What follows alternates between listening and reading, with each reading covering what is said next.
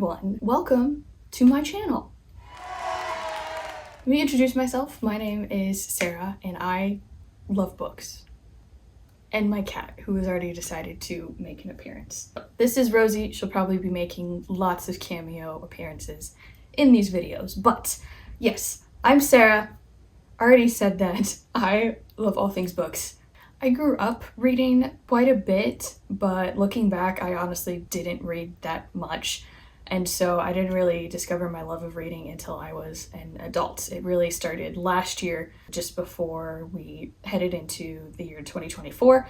I fell in love with reading again and all of this. In today's video, I'm going to talk about some of my 5-star reads, some book recommendations, but also go through my fall TBR. Some genres that I really enjoy are romance, mystery thriller, fantasy, and then occasionally historical fiction and literary fiction as well. But those are a little bit more rare for me to read nowadays. So I would say those are my top genres that I usually look for in books. Starting off with recommendations. We're going to start off with some fantasy recommendations. My first recommendation would be the Chronicles of Narnia series by C.S. Lewis. I read these as a kid and still think about them today as an adult. This is a much older box set. I think the newer covers look a little bit more modern, which are just as cool. There's so many different editions, but if you enjoy fantasy that is just wholesome and whimsical and magical,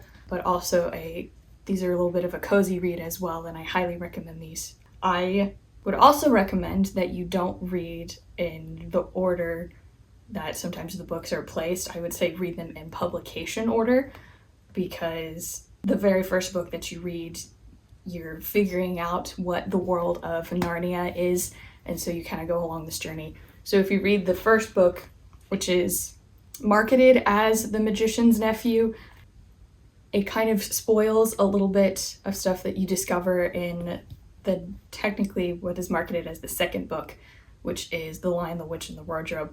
I would recommend starting with The Lion, the Witch, and the Wardrobe, then read Prince Caspian, then Voyage of the Dawn Treader, and then you can go back and read The Magician's Nephew, Silver Chair, Horse and His Boy, and then The Last Battle. So yeah, that is definitely not the publication order, but that's how I would recommend reading them. If you start with The Lion, the Witch, and the Wardrobe, you follow these 4 siblings that are the Pevensey siblings, and they are sent off to live with this professor. It is during World War II, so their mom sends them off out of London. You have Peter, Susan, Edmund, and Lucy. As you can imagine, a professor is not the best babysitter. So the siblings become bored and they decide to start playing a game of hide and seek in the professor's massive house. And Lucy, who is the youngest, finds a wardrobe in a spare bedroom and ends up deciding to hide in there. But what she discovers is the wardrobe leads to the world of Narnia. So then she comes across all of these different creatures and talking animals. She befriends a faun, which is a half-man, half-goat named Mr. Tumnus, and just immediately falls in love with the world of Narnia. Then Lucy eventually convinces her other siblings to come into the world of Narnia, but what they discover is that Narnia is cursed with an eternal winter by the White Witch, and only humans can break that curse, along with the help of Aslan. Aslan is what is considered the actual king and ruler of Narnia, but he has gone away for a little bit, hence why the White Witch has now come in and basically trying to take over the world of Narnia. So they have to defeat her and bring back spring to the world of Narnia. If you are also in the mood for, just a cozy read, these are perfect, especially for the fall and winter coming up, because especially The Lion, the Witch, and the Wardrobe mainly takes place during the eternal winter that takes place in Narnia. So definitely recommend those. Another series that is near and dear to my heart is The Hunger Games. I am a Hunger Games girly, and I am not ashamed of it. So if you've not read The Hunger Games, I would highly recommend reading these, especially since there is a 5th book coming out, I think sometime next year, maybe in March. I'm not sure, but you have the original trilogy, which follows Katniss Everdeen, and basically The Hunger Games they're dystopian novels. And so the Hunger Games is this massive competition that sets place in future America, basically, where you have the Capitol who has overcome the lower class modern folk people. And as part of their punishment, they send 24 kids ranging from, I think, 12 to 18, 17 or 18 is the cutoff. One boy, one girl from each district. There's 12 districts, and then they are thrown into this arena to battle it out to the death, to where only one remaining victor remains. So the book follows Katniss Everdeen, who is from District 12, which is considered the lowest class out of all of the districts. And obviously, Katniss does something that nobody has done in all the years of the Hunger Games, which then leads to the other two books. And then you have The Ballad of Songbirds and Snakes, which came out last year, I believe. This book follows President Snow, who is the main villain in the original trilogy, so it's kind of like a villain origin story. So highly recommend that, especially if you like dystopian novels. My next series recommendation for you, which I actually don't have because I'm waiting for a special edition box set to come out in October, and that is the Caraval trilogy by Stephanie Garber. I just read these this past year, absolutely fell in love.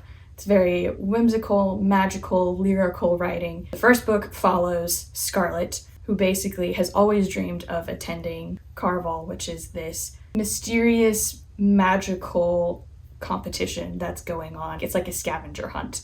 Her and her sister Tella have always dreamed about going, and so they finally get invited to attend Caraval. They end up escaping their very overprotective and very cruel father to go to Caraval, but as soon as they arrive, Scarlet's sister Tella ends up getting kidnapped. And so then Scarlet now has to participate in the Caraval competition to then find her sister. That's the first book, and then the second book does follow Tella a little bit closely and just like her journey, and then finale kind of follows both of them. So highly recommend the entire series. I still think about it to this day, and I just love Stephanie Garber's writing. My last series that I'm going to recommend in fantasy is none other than the Harry Potter series. Again, I read these, I think, in middle school or high school and absolutely fell in love with them. I love just the stories and how each individual one has a different set of tasks and challenges that Harry and his friends have to come over. So especially the first one, which is the Sorcerer's Stone, is such a cozy fall read. So if you've not read the Harry Potter series, highly recommend. So good. Okay, the next genre with my recommendations is mystery thriller. So my favorite mystery author so far is Alice Feeney. Love all of her books. My favorite one, though, was the first one I ever read by her, which was Daisy Darker. I listened to the audiobook of this, and the narrator just does a wonderful job. So if you enjoy a good audiobook, highly recommend this one. I read it last year, and I would say, honestly, this book is the one that helped start all of this. It really got me back into reading and my love of just mystery thriller as well. So this one obviously follows Daisy, who comes from a very not nice family. She has always been bullied and overlooked by her siblings a lot, but of course she wanted to always hang out with them. And so they all go to their grandmother's house, which is on this tiny little island in the middle of nowhere, and a storm rolls through, so then they are all stuck at their grandmother's house. But this time is different because one by one, members of her family start getting killed off. And so she has to try and figure out who's killing her family members, why are they being killed. I think this book maybe was inspired. It does have some similarities to the book And Then There Were None by Agatha Christie, because one by one people are just getting killed off. So very eerie, definitely gets the adrenaline going, so highly recommend any of Alice Feeney's books. Hi, future editing Sarah here, so ignore the wet hair. I should have specified I'm still making my way through Alice Feeney's backlog of books, so I can't exactly speak for all of them. Her very first book I actually don't recommend. I did not enjoy that one, and that was Sometimes I Lie, so I would say look up the trigger warnings for that if you are interested in reading it. But out of the 3 books that I showed in the video, those are really good. Recommend those. So again, can't speak for all of her books, but 3 out of the 4 that I have read by her, I have enjoyed. If you like mystery but don't so much like the thriller part, then I would recommend The Last Thing He Told Me by Laura Dave. This one follows a wife whose husband has mysteriously disappeared and has left her with her stepdaughter, who they don't exactly have the best relationship. So then she goes on this journey to try and find her husband, figure out why he left, and ends up unveiling some secrets that she didn't know about him. So this one is a little bit more wholesome of a mystery read, not as much action or like thriller. So I would say if you enjoy a good mystery without creepy thriller vibes, then highly recommend this one. Like I said, I do occasionally enjoy a good historical fiction, and my two favorite are The Flight Girls by Noelle Salazar. This book takes place during World War II, just my favorite time period to read about when it comes to historical fiction, and follows this group of women who were pilots and mechanics, but basically would train men to go off and then fight overseas in the war. So anytime a soldier would come in to learn how to fly a plane, that was this group of women's job, was to teach them how to fly planes, basically. And it's actually based off of a true story as well. So really enjoyed this one. I think I did the audiobook for half of it as well, and I remember enjoying the audiobook, so highly recommend this one. And then the other one that I recommend is Salt to the Sea by Ruta Sepetys. I love Ruta Sepetys' writing. If you are interested in getting into historical fiction but don't know where to start, I would highly recommend Ruta Sepetys. Her books are technically young adult, so the chapters are very short. A lot of the characters are in their like teenage years as well. But this one follows 4 different people, so you get 4 different perspectives who come from very different backgrounds. But during World War II, their paths overcross and they end up boarding the ship called the Wilhelm Gustloff, I think is how you say that, which was an actual ship during World War II. And that boat, to this day, is considered to have the most casualties, even more than the Titanic. So you kind of follow these 4 characters as they are trying to escape to freedom. I believe they're in Soviet Russia. So they're trying to escape the Soviet Union, find refuge someplace else, either in Europe or in America as well. So they all board the same ship, and it's just a really good book, really good page turner. Don't let the size fool you. Like I said, a lot of the chapters are only like 2-3 pages, so it's very easy to only read a couple pages at a time or just binge it as well. So highly recommend this book. The last genre is romance. This whole stack here. So my first recommendation is Better Than the Movies by Lynn Painter. If you have ever watched Haley fan videos, love her videos. She raves about this book, and I can see why. Lynn Painter writes some amazing rom-com young adult books, and this one was my favorite. I read it over the summer. But this one follows Liz, who is in a kind of rivalry with her neighbor across the street, which is Wes. They're kind of fighting over this parking spot because whoever gets the parking spot doesn't have to walk as far, because then the other person has to park like around the block in order to walk to her house. So it's kind of a rivalry going on, like who's gonna get this parking space. But Liz has a crush on one of their classmates who doesn't give her the time of day, roughly, but she always dreamed of going to prom with him. So then her neighbor Wes, who is good friends with, what's his name? Michael. Liz is trying to get together with Michael. Michael is best friends with Wes. So then Liz asks Wes to help her to get close to Michael so that Liz and Michael can then go to prom together. It's kind of enemies to lovers, rivals to lovers, childhood best friends to lovers. Those are kinds of the tropes that I would use to describe it. So I would also say if you enjoy movie and music quotes, then this book's for you. And then my other recommendation is Katherine Center. Any books by Katherine Center. She is amazing. I love her writing. A lot of her books are kind of more women's fiction because they follow women in, I would say, their late 20s to mid 30s, maybe. A lot of her older books definitely are very much the women's fiction type of category. So, and then a lot of her newer books that she's written follow more kind of the rom-com type genre. So highly recommend her. My favorite book by her so far is How to Walk Away. This book, I again still think about this book to this day. Absolutely love it. This book follows Margaret, who gets engaged in a plane that her fiance is flying. She is living the life, engaged to the man of her dreams, but then her fiance ends up crashing the plane and she gets a life-altering injury and then has to figure out how to move on from there. So I would say if you are going through a change, whether big or small, and you are kind of struggling with that, I would highly recommend this book. This is like a 6-star read to me. Absolutely love this book. Highly recommend. So those are all my book recommendations, and now let's get on to my fall TBR. I consider myself a little bit of a slow reader, so this is a very ambitious TBR for me. But hopefully with this channel, I can use that as motivation to get through these books. So I have a couple historical fiction that I'm going to start off with. I have Angels of Resistance by Noelle Salazar. This is technically the first book that she ever wrote. The Flight Girls was the second book she ever wrote.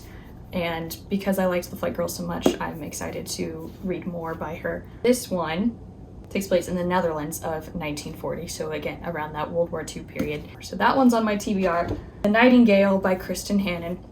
I have heard nothing but good things about this book. I have also heard that it makes you cry. Makes me a little scared, especially since it's thick.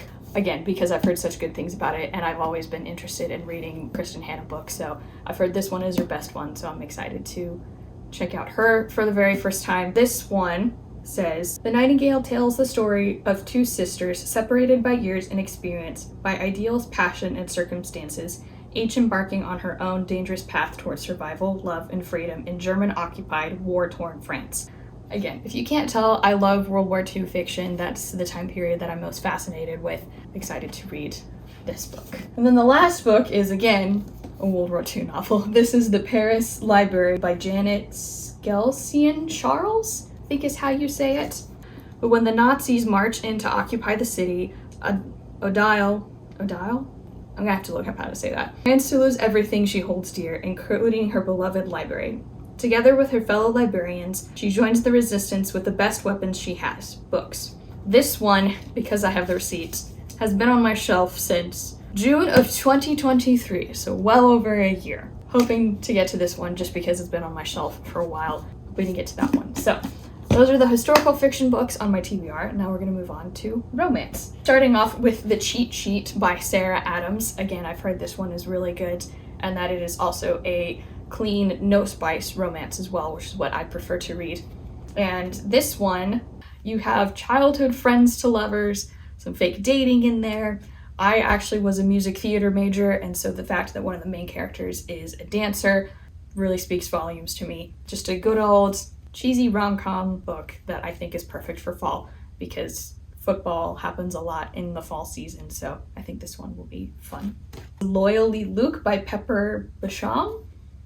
I don't know how you say your last name. This one I looked up is actually the third book in a series, but it did look like you could read them as standalones. But this one follows Luke, who is very much a rugged, manly man. He wears plaid, drinks black coffee, is a carpenter, none of that romancy, fluffy stuff. But then he has an unfortunate interaction with Ellie, who is actually the princess of this country that he's visiting, which I think is a small made-up village in Scotland somewhere. She's very much a girly girl, but also kind of down to earth, and he's very much a rugged, like, no lovey-dovey, watches all the action movies to pass the time. So they kind of have a very sarcastic, flirtatious meeting that then turns into them working together on this remodeling project, which is what Luke was there to do in the first place. So this one is by a Christian author, so there is no spice in it at all. Excited to read that one. 7 Year Slip by Ashley Poston? Not sure. Anywho, this one has been blowing up everywhere on YouTube, Instagram, TikTok, so I've never read a book by this author before. I do know that there is spice in this one. Some say it's steamy, some say it's spicy, so I feel like I just have to read it for myself to kind of figure out where it falls on the spice scale. This one is about Clementine, who takes over her late aunt's apartment, but finds out that this apartment is a little bit magical. And so Clementine wakes up one morning and all of a sudden there's a man in her apartment that claims he also lives there. And so then she realizes that this apartment has transported her back 7 years. It's called The 7-Year Slip. So a little bit of, I think, romance, magical realism as well. So I'm excited to read this one. And I think the cover is just perfect for fall because it's orange. It's got kind of fall leaves on it. So excited to get to that one. The next 2 genres are the most that I have on my TBR. So, which I think, honestly, they are perfect for reading during the fall and winter time. And that is mystery, thriller, and fantasy as well. So let's start with fantasy, because that's the smaller stack of the 2. The first book on my fantasy TBR is Dance of Thieves by Mary E. Pearson.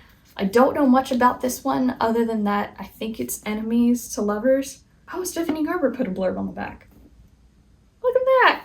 You know what? I'm just going to read the back out loud rather than me trying to explain what it's about. So, it says, a formidable outlaw family that claims to be the first among nations. A son destined to lead, thrust suddenly into power. 3 fierce young women of the Ruta, the Queen's premier guard. A legendary street thief leading a mission, determined to prove herself. A dark secret that is a threat to the entire continent. When outlaw leader meets reformed thief, a cat and mouse game, of false moves ensues, bringing them intimately together in a battle that may cost them their lives and their hearts. It's a little bit of a vague description, but I've heard this one's really good in that it's a very, very easy read to fly through, so excited to read that one. Once Upon a Broken Heart by Stephanie Garber. Stephanie Garber, like I said previously, wrote the Caraval trilogy, so this book follows Jax, who appears in the Caraval trilogy, but then he gets his own storyline. And Jax meets Evangeline Fox, who has always believed in true love and happy endings, until she learns that the love of her life will marry another. Desperate to stop the wedding, Evangeline strikes a deal with the charismatic, immortal Prince of Hearts, Jax, but she soon discovers that bargaining with the Prince of Hearts is a dangerous game. He has plans for Evangeline, plans that will either end in the greatest happily ever after or the most exquisite tragedy. So I've heard that this one is also really good, and because I enjoyed the Caraval series so much, excited to read more by Stephanie Garber. Then I have House of Salt and Sorrows by Aaron A. Craig.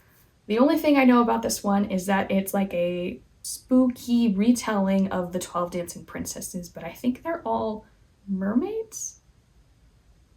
Maybe? I'm not entirely sure. Spooky vibes. I think it's perfect for fall.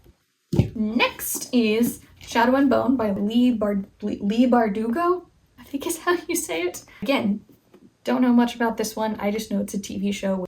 So this one says, Alina doesn't expect much from life. Orphaned by the border wars, she is sure of only one thing, her best friend, Mal, and her inconvenient crush on him. Until the day their army regiment enters the fold, a swath of unnatural darkness crawling with monsters.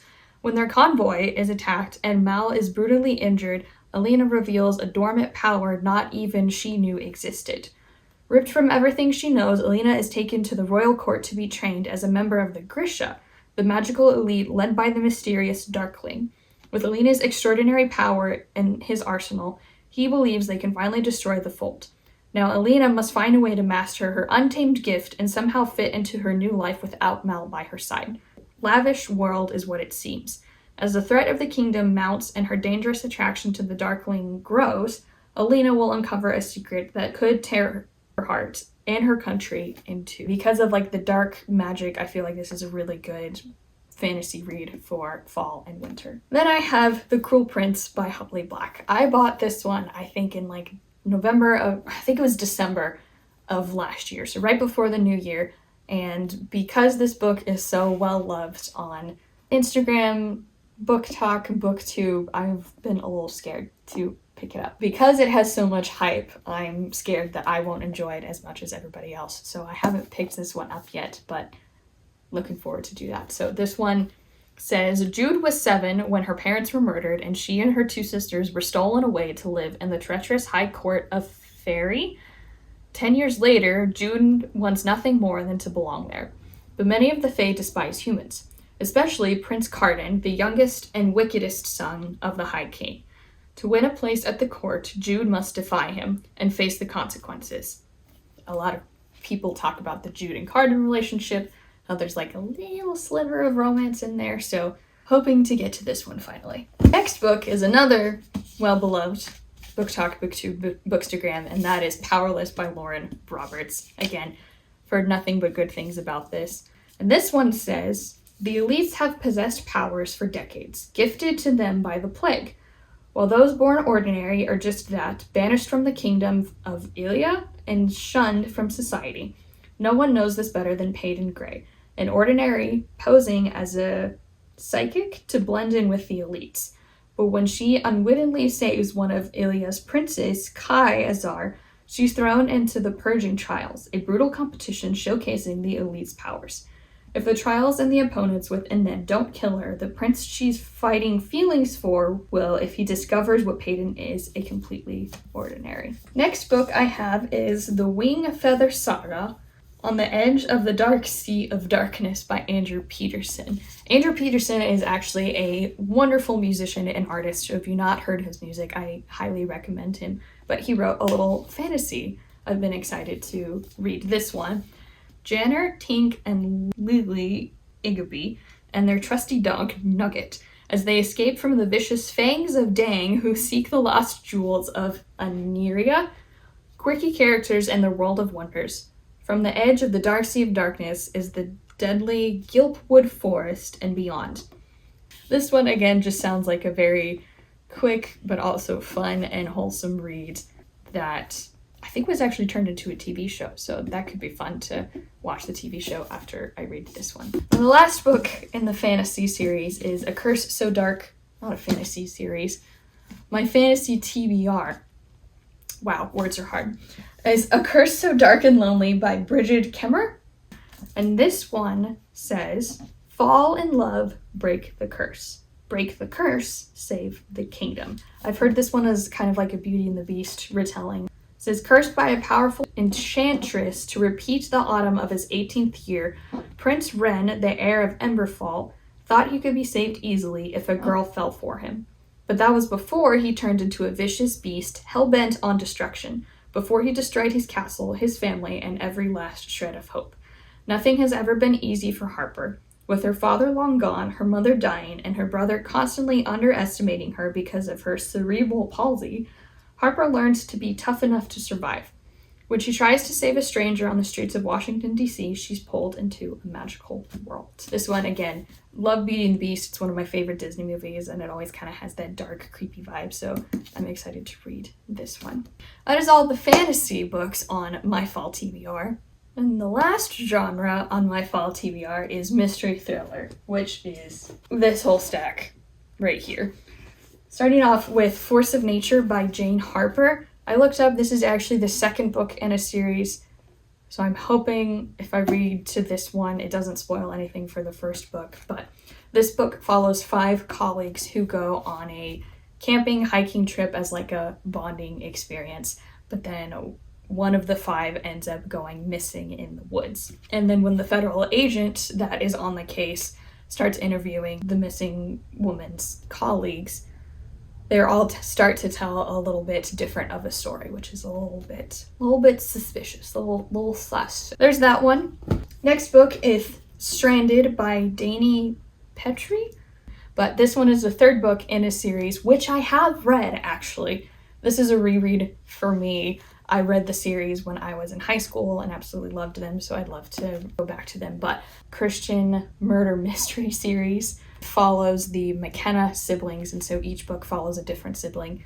So this one follows Gage McKenna, who I believe is the oldest. So it follows Gage and then Darcy St. James, who goes undercover on this cruise ship to meet up with a friend of hers that is also a journalist. But as soon as she gets on the cruise ship, she realizes her friend is nowhere to be found and has mysteriously disappeared. So she then runs into Gage, who is helping out with some of the activities on the cruise ship, because the McKenna family actually owns a dive shop, but then they also help with rescue, like water rescues, I think, rescues and retrievals and stuff. So The McKenna's parents have passed away, so all the siblings are just kind of there to support each other, and they all live in this small touristy town in Alaska. That's what this book is about. Then we have A Good Girl's Guide to Murder by Holly Jackson. Again, this one is very popular on social media, so I'm excited to get into this, but it follows Pip, who is a senior in high school, and so for her capstone project,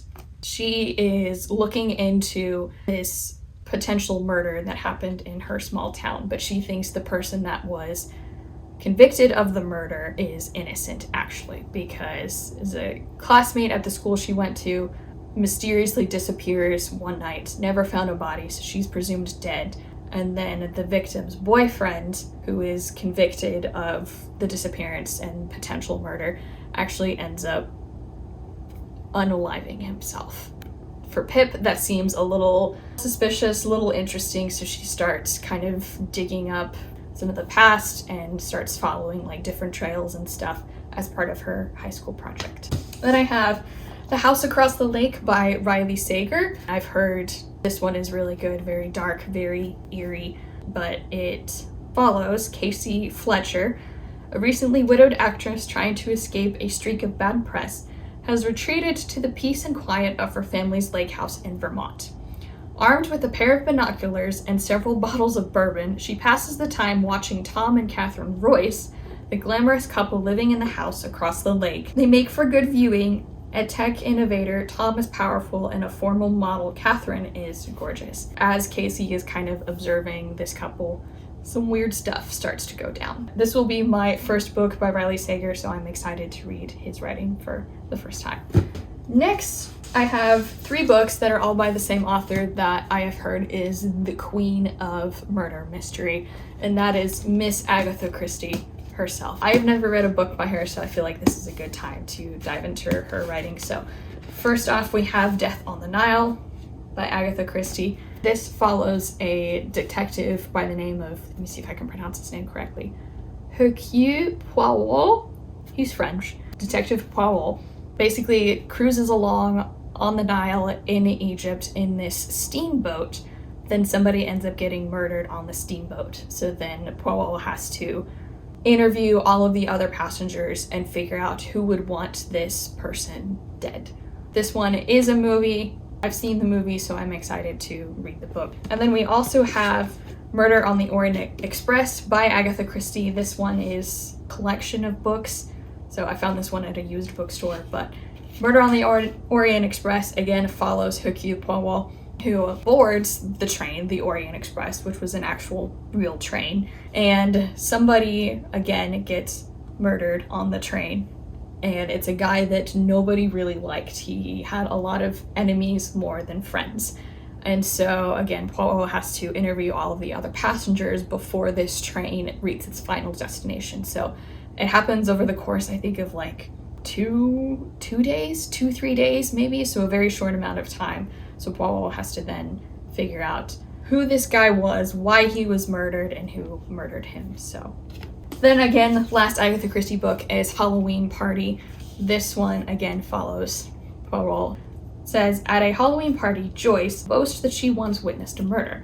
When no one believes her, she storms off home. But within hours, her body is found, still in the house, drowned in an apple popping tub. Famed detective Hercule Poirot is called to investigate. Set against a night of trickery and the occult, it's up to Poirot to uncover the real evil presence responsible for this ghastly deed. Again, kind of revisits an old accident that happened, and there's like some creepy, eerie stuff kind of going on at this orphanage. So all 3 of these books have been turned into movies, so if you're looking for a good murder mystery movie to watch this fall, these are really good. I've seen all 3 of them, so I'm excited to finally read the books and read my first Agatha Christie book. Then we have His and Hers by Alice Feeney. As I said, I love Alice Feeney's writing, but I have not read this book by her yet, so I'm excited to get into this one. It says, Anna Andrews will do almost anything for her career as a BBC news anchor. Oh, Alice Feeney's British, by the way, so all of her books take place in Europe in some capacity. When she asked to report on a woman's murder in Blackdown, the sleepy countryside village where she grew up, it soon becomes clear that Anna isn't just covering the story. She's at the heart of it. Detective Chief Inspector Jack Harper is suspicious of Anna's involvement in the case. He knows she knew the victim, but he hasn't told anyone that he knew her too. And Jack soon realizes he is a suspect in his own murder investigation. Someone knows more than they are letting on. Someone isn't telling the truth. Alternating between Anna's and Jack's points of view, his and hers is a highly addictive, fast-paced thriller with a killer twist that will keep readers guessing until the very end. I will say Alice Feeney is the queen of twists. I think that's why I enjoy her book so much, is because you just want to read and find out what happens in the end. So excited to read another book by her this fall. Another popular book talk book, and that is None of This Is True by Lisa Jewell, says when a famous podcaster interviews a stranger promising to divulge the story of a lifetime, secrets emerge that threaten to expose the truth of the lies they both worked hard to project and protect. Celebrating her 45th birthday at the hot new local pub, popular podcaster Alex Summer crosses paths with an unassuming woman called Josie Fair. Josie, it turns out, is also celebrating her 45th birthday. They are, in fact, birthday twins. It kind of, I think, follows these two. One woman hosts a podcast, has another guest that starts spilling all of these secrets, and then I think something weird and mysterious comes from that. So, excited to read that one. Then the last book on my fall TBR is 9 Lives by Peter Swanson. I've never read a Peter Swanson book before. I saw this at a bookstore that was on the sale shelf, and it looked interesting. It again, I think, was inspired by the Agatha Christie book, and then there were none. So this one has 9 different strangers who receive a list with their name on the list, in addition to 8 other people, and then one by one people on that list start dying off. The main detective then has to figure out if these people are related, who's killing them, and why they are being killed. So that sounds very, very eerie. You want to wrap up with me? Come here. So that is all the books on my fall TBR, as well as some books that I would recommend. So I'm excited to start this channel and see what comes from it. I hope you guys will follow along on my reading journey. With that being said, I'm going to sign off here. We'll see you next time. Bye.